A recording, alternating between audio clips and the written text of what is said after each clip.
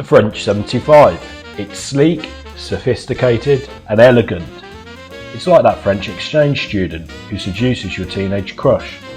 Just to add, this cocktail is also made with brandy sometimes, and this helps it retain its French character. Add to the shaker half an ounce, that's 45ml of London dry gin. Getting out the big guns here and using Tanquarey number 10. This cocktail is pound for pound the champion of celebration and brunch cocktails.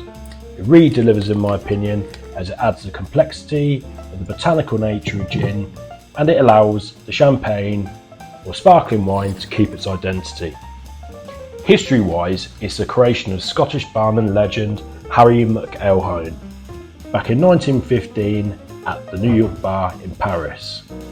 As it was the First World War, the cocktail is named after the powerful French 75mm field gun because the cocktail packs such a punch.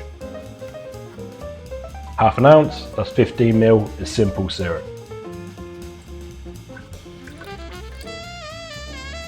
Half an ounce, that's 15ml of fresh lemon juice.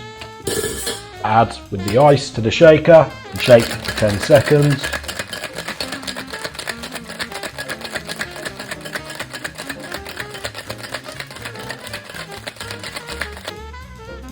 Then add this to a champagne flute.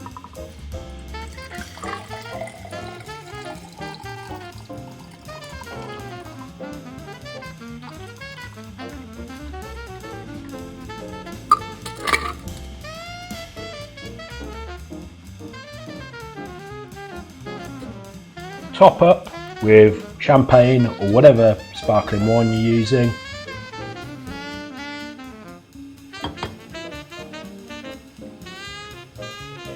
Then garnish with a lemon spiral or a lemon peel. Gives the subscription button a good dry slap and most will enjoy. Have a couple more and behave yourselves.